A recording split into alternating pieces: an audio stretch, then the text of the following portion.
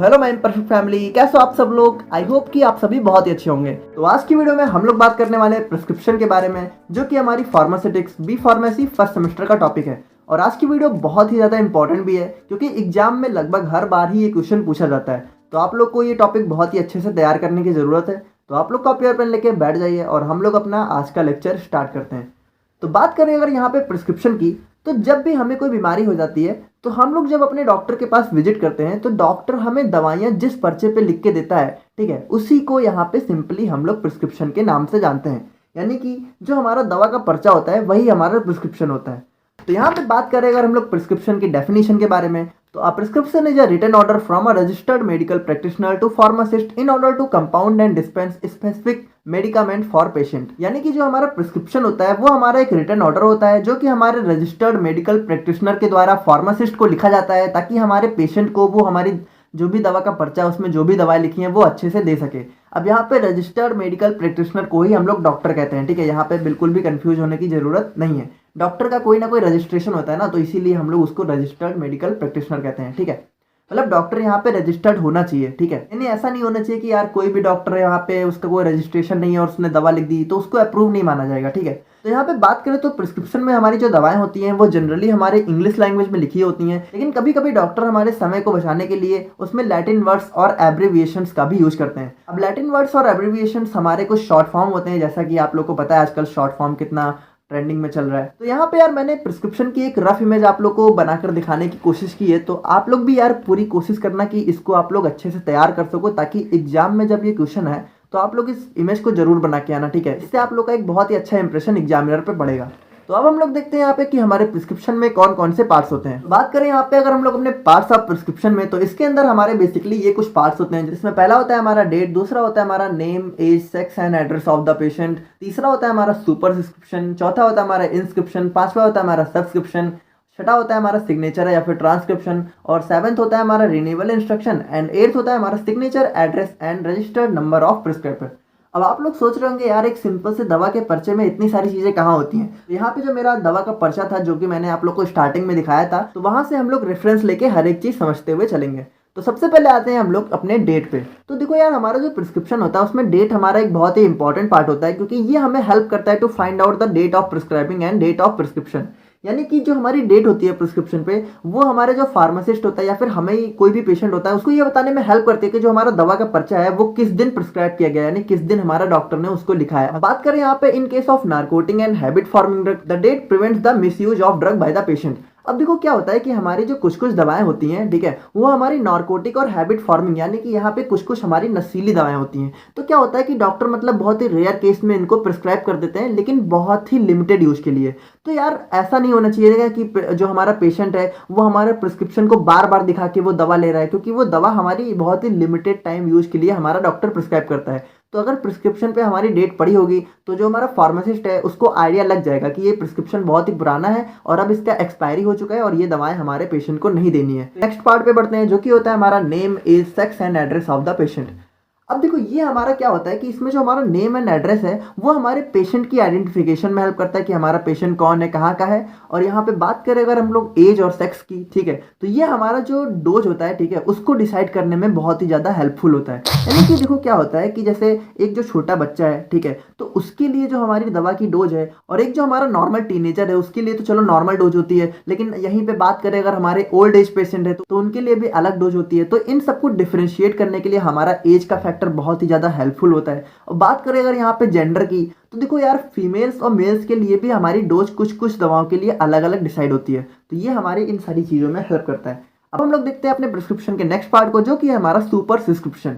तो यार आप लोगों ने कभी नोटिस किया हो या ना किया हो, लेकिन जो हमारा दवा का पर्चा होता है, ठीक है, वो चाहे किसी भी डॉक्टर ने प्रिस्क्राइब किया हो, लेकिन वहां पे एक RX सिंबल जरूर प्रिंटेड होता है। अगर आप लोगों ने अभी तक नहीं देखा है तो आप लोग के घर में अगर कोई भी दवा का पर्चा तो डेफिनेटली होगा, वहां पे आप लोग जाके जरूर से देखिएगा।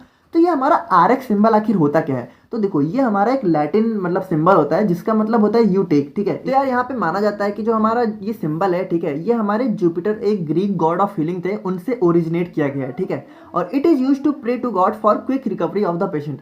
तो यार यहाँ पे माना जाता है कि हमारा जो डॉक्टर होता है वो ये सिंबल यूज करके हमारे भगवान से ये प्रार्थना करता है कि उनका जो पेशेंट है वो बहुत ही जल्दी ठीक हो जाए। तो यहाँ पर मेरे प्रिस्क्रिप्शन में बात करें तो यहाँ पे आप लोग देख सकते हैं कि हमारा ये RX सिंबल यहाँ पे ऑलरेडी यहाँ पे प्रिंटेड है, ठीक है। तो आजकल ये पर्चियों में बहुत ज़्यादा प्रिंटेड ही रहता है, वरना अगर नहीं रहता है तो यहाँ पे डॉक्टर इसका यूज जरूर करते हैं। तो अब हम लोग आते हैं अपने नेक्स्ट पार्ट पे, जो कि हमारा इंस्क्रिप्शन। तो यार ये हमारा जो प्रिस्क्रिप्शन होता है उसका सबसे मेन पार्ट होता है, यानी कि हमारी जो दवा का पर्चा होता है उसका सबसे मेन पार्ट यहाँ पे इंस्क्रिप्शन ही होता है, क्योंकि इसी में हमारी जो भी दवाएं रहती हैं, ठीक है, उनका नाम रहता है, उनकी क्वांटिटी रहती है और उनके जो भी इंग्रेडिएंट होते हैं, ठीक है, वो हमारी सेपरेट लाइन में मेंशन किए जाते हैं। ये हमारी जो भी दवाएं लिखी हुई हैं इसी को हम लोग यहाँ पे इंस्क्रिप्शन के नाम से जानते हैं। यानी देखो ये हमारी सेपरेट लाइन में एक एक करके लिखी हुई है ये दवाएं और इनकी डोज भी आगे मेंशन है। तो ये सारी चीज़ें हमारी इंस्क्रिप्शन के अंदर आती हैं।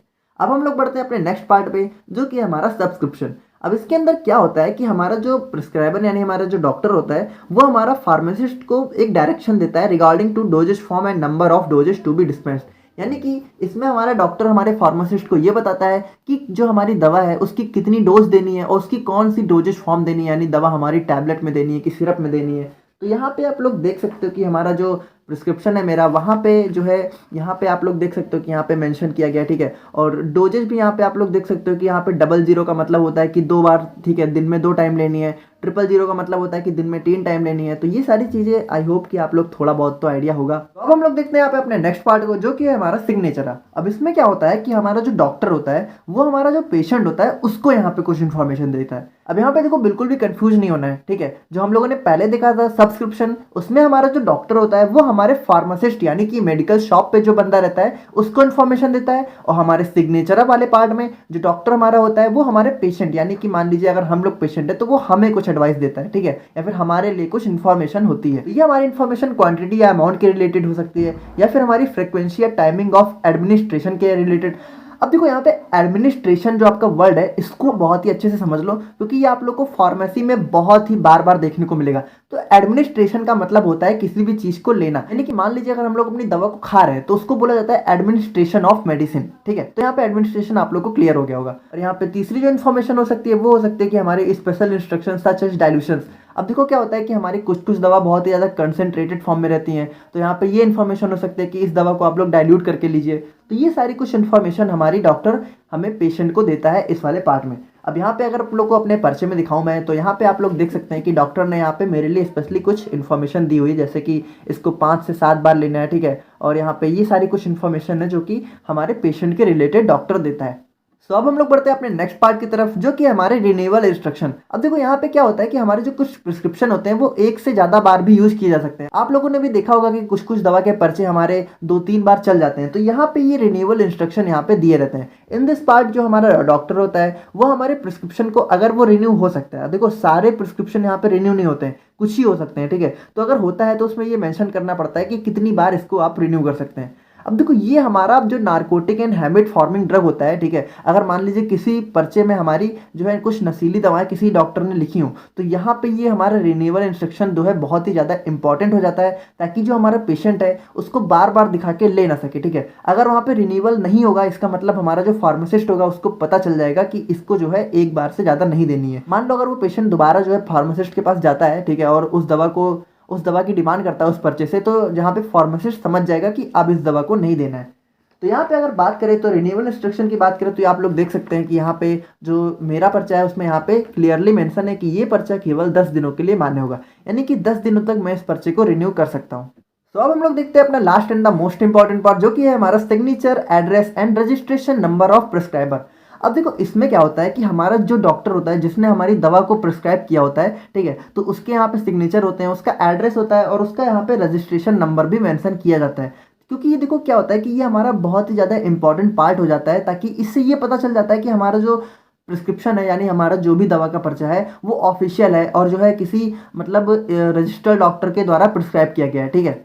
और यहाँ पे ये और भी बहुत ज़्यादा इंपॉर्टेंट हो जाता है उसी narcotic and habit forming drug में। अब देखो क्या होता है कि कुछ कुछ लोग यार उसको फेक बना लेते हैं और उसकी हेल्प से हमारी जो नार्कोटिक और हैबिट फॉर्मिंग ड्रग होती है, ठीक है, उसको लेके उसका मिसयूज करते हैं। तो यहाँ पे अगर हमारा जो डॉक्टर होगा उसकी ऑफिशियल रजिस्ट्रेशन नंबर होगा या फिर ऑफिशियल उसका एड्रेस और सिग्नेचर होगा, तो हमारा फार्मासिस्ट को जो है ये आइडिया लग जाएगा कि ये हमारा जो प्रिस्क्रिप्शन है वो रियल है या फिर फेक है। तो अब हम लोग आते हैं अपने नेक्स्ट टॉपिक की तरफ, जो कि है हमारा हैंडलिंग ऑफ प्रिस्क्रिप्शन। अब इसमें क्या होता है कि देखो, जो भी हमारे मेडिकल शॉप में हमारा फार्मासिस्ट होता है, तो दवा का पर्चा लेने के बाद उसको किस तरीके से हैंडल करना चाहिए, उन सारी चीज़ों की इन्फॉर्मेशन यहाँ पे इस वाले पार्ट में हमें पढ़नी है। तो इसके अंदर बेसिकली हमारे 4 पार्ट हैं, जिसमें पहला है हमारा रिसीविंग, दूसरा है हमारा रीडिंग एंड चेकिंग, तीसरा है हमारा collecting and weighing the materials, और चौथा है हमारा कंपाउंडिंग, लेबलिंग एंड पैकेजिंग। सो बात करें यहाँ पे हम लोग अपने फर्स्ट पार्ट की, जो कि है हमारा रिसीविंग। अब देखो क्या है कि हमारा जो भी फार्मासिस्ट है, उसको पेशेंट से दवा का पर्चा खुद ही लेना चाहिए, ठीक है, किसी और को लेने नहीं भेजना चाहिए। और सबसे मोस्ट इंपॉर्टेंट पार्ट ये है कि जहाँ पे जो भी हमारा प्रिस्क्रिप्शन है, उसको लेते समय अपने फार्मासिस्ट को जो है अपना फेशियल एक्सप्रेशन बिल्कुल भी चेंज नहीं करना चाहिए। अब देखो क्या होता है कि कभी कभी जो भी हमारा मरीज होता है या फिर जो भी हमारा पेशेंट होता है, उसको बहुत ही ज़्यादा सीरियस प्रॉब्लम हो सकती है। मान लीजिए उसको कोई सीरियस डिजीज है, तो यार यहाँ पे फार्मासिस्ट को अपना फेशियल एक्सप्रेशन नहीं चेंज करना चाहिए, वरना यहाँ पे यार वो बहुत ही निगेटिव इंप्रेशन पेशेंट पे डाल सकता है यार, उसको डिमोटिवेट कर सकता है। सो अब हम लोग आते हैं अपने नेक्स्ट पॉइंट की तरफ, जो कि है हमारा रीडिंग एंड चेकिंग। अब देखो क्या है कि हमारा जो भी फार्मासिस्ट है, उसको प्रिस्क्रिप्शन को लेने के बाद बहुत ही अच्छे तरीके से चेक करना चाहिए कि जो भी हमारा प्रिस्क्रिप्शन है वो हमारा एक प्रॉपर फॉर्मेट में लिखा हुआ है या फिर नहीं लिखा हुआ है। इससे वो ये पता लगा सकता है कि जो भी हमारा प्रिस्क्रिप्शन है वो ऑफिशियल है कि नहीं है। यानी कि देखो क्या होता है कि कभी कभी हमारे कुछ फेक प्रिस्क्रिप्शन को भी हमारे जो है मतलब लोग यूज कर लेते हैं। तो यहाँ पे ये चीज़ पता लगाना बहुत ज़रूरी है कि हमारे ये जो प्रिस्क्रिप्शन है, ये एक रजिस्टर्ड डॉक्टर के द्वारा लिखा गया है कि नहीं लिखा गया है। तो यहाँ पे बात करें, इन case of any doubt pharmacist should immediately consult the other pharmacist और डॉक्टर। अब देखो इस पार्ट में क्या बताया गया है कि हमारा मान लीजिए फार्मासिस्ट है, तो जैसा कि मैंने आप लोग को स्टार्टिंग में बताया था कि हमारे जो डॉक्टर्स होते हैं वो हमारे कुछ शॉर्ट फॉर्म और जो है हमारे कुछ लैटिन एब्रिविएशंस का भी यूज करते हैं। तो यार देखो, मान लीजिए अगर कोई शॉर्ट फॉर्म है उसको दवा की और यहाँ पे फार्मासिस्ट को नहीं समझ आ रही है, तो उसको जो है अपने मन से कोई आइडिया नहीं लगाना चाहिए, उसको तुरंत जो है दूसरे फार्मासिस्ट से कंसल्ट करना चाहिए। या फिर अगर मान लीजिए वहाँ पे कोई दूसरा फार्मासिस्ट नहीं है शॉप पे, तो उसको जो है तुरंत डॉक्टर से कांटेक्ट करना चाहिए, ठीक है। यहाँ पे मान लीजिए कोई दवा है, ठीक है, उसका शॉर्ट फॉर्म लिखा है। अब देखो कई कई बार क्या होता है कि सेम दवा की मतलब 2-3 दवाओं की शॉर्ट फॉर्म जो है सेम होती है, तो उसको खुद से आइडिया नहीं लगाना चाहिए, वरना पता चले यार वो कोई दूसरी दवा दे दे तो उससे बहुत ही सीरियस प्रॉब्लम हो सकती है, जैसा कि आप लोग समझ सकते हो। सो अब हम लोग आते हैं अपने नेक्स्ट पार्ट की तरफ, जो कि हमारा collecting and weighing the materials. अब देखो यार, यहाँ पे आप लोग को एक चीज़ बता दूं कि हमारा जो थर्ड और फोर्थ पॉइंट है, तो इसके अंदर जो भी इन्फॉर्मेशन हमारी लिखी हुई है, ठीक है, तो यार वो हमारी थोड़ी पुराने टाइम से रिलेटेड है। तो इस चीज़ को आप लोग समझिए, जैसे कि यहाँ पे जो भी लिखा हुआ है, ठीक है, अभी हम लोग जो भी यहाँ पे समझेंगे वो हमारे आज के टाइम में यूज नहीं हो रहा है, ठीक है, वो हमारे पुराने टाइम में जब हम लोग जब भी दवा लेते थे तो उस हिसाब से ये सारी चीज़ें लिखी गई हैं। तो जैसा कि इसमें बात करें तो इसमें जैसा लिखा हुआ है, before compounding in the prescription all the materials required for it should be collected on left hand side of the balance. अब देखो यहाँ पे क्या है कि पहले के टाइम पे क्या होता था कि हमारी दवाएं यहाँ पे वेल पैक होके नहीं आती थी।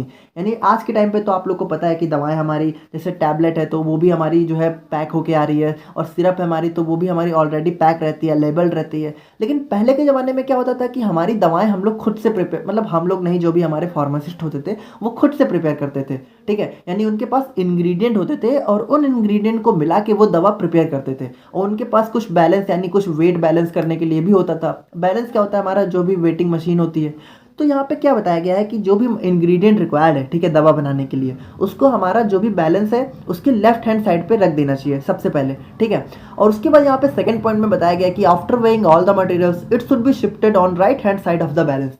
यानी कि यहाँ पे ये बताया गया है कि जो भी हमारा मटेरियल है, ठीक है, सबसे पहले हम लोग को लेफ्ट हैंड साइड में रखना चाहिए, और उसके बाद उसको एक एक करके वेट करने के बाद उसको राइट हैंड साइड पे शिफ्ट करते जाना चाहिए। इससे हमारे जो फार्मासिस्ट है, ठीक है, उसको आइडिया लग जाएगा कि कौन सी चीज़ें वेट हो चुकी हैं और कौन सी चीज़ें अभी बाकी हैं।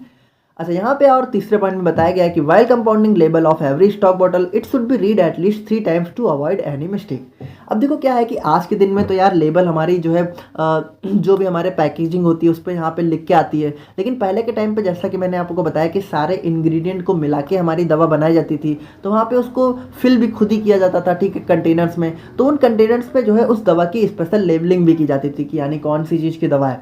तो यहाँ पे जो लेबलिंग है, ठीक है, ये बताया गया है कि लेबलिंग करते समय उसको जो है 3 से 4 बार अच्छे से पढ़ लेना चाहिए, ताकि मतलब ऐसा ना हो कि कोई गलत लेबल किसी गलत कंटेनर में हम लोगों ने लगा दी। अब देखो जैसा कि मैं आप लोगों को बता रहा हूँ, ये सारी चीज़ें पुराने टाइम के हिसाब से हो रही हैं। तो अभी आप अगर स्टार्ट आज के टाइम से रिलेट करोगे तो आज के टाइम पे जैसा आप लोग को पता है कि ना हमारा कोई वेट होता है, ना हमारे कोई इंग्रेडिएंट होते हैं, सिंपली हमारी दवा होती है। लेकिन ये पॉइंट हमारा पुराने जो है पैटर्न पे लिखा गया है, तो जैसा कि आप लोग समझ लेना। सो बात करें अगर हम लोग अपने फोर्थ एंड लास्ट पॉइंट की, तो ये भी जैसा कि हमारा पुराने पैटर्न पे ही लिखा गया है कि यानी कि इसमें क्या बताया गया है कि देखो only one prescription should be compounded at one time, कि एक समय फार्मासिस्ट को एक ही प्रिस्क्रिप्शन को चेकआउट करना चाहिए, यानी उसी को हमारे मैनेज करना चाहिए। All the materials required should be suitably clean and right.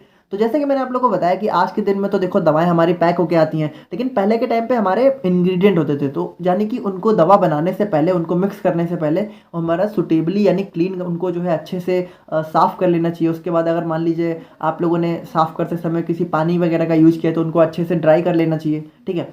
तो after that the compounded medicament should be suitably labelled, यानी कि इसमें क्या बताया गया कि एक बार फार्मासिस्ट ने सारी चीज़ें अच्छे से कर ली तो उसको जो कंपाउंडेड मेडिकामेंट होते हैं, यानी कि जो भी हमारे रिक्वायर्ड हमारे इंग्रेडिएंट होते हैं जिनको मिक्स कर लिया गया है, उसको जो है अच्छे से लेबल यानी उस पर जो भी कंटेनर है उसमें फिल कर देना चाहिए सबसे पहले तो, ठीक है, रिक्वायर्ड क्वांटिटी के हिसाब से। और उसके बाद उसको अच्छे से लेबल्ड कर देना चाहिए, यानी कि कौन सी दवा कौन सी यहाँ पे डिजीज में यूज होने वाली है। तो यार आज की वीडियो में हम लोगों ने प्रिस्क्रिप्शन और पार्ट्स ऑफ प्रिस्क्रिप्शन और हैंडलिंग ऑफ प्रिस्क्रिप्शन को पूरा कवर कर लिया है। तो आई होप कि यार आप लोगों को आज की वीडियो समझ में आई होगी। बाकी मिलते हैं नेक्स्ट वीडियो में। Thank you so much.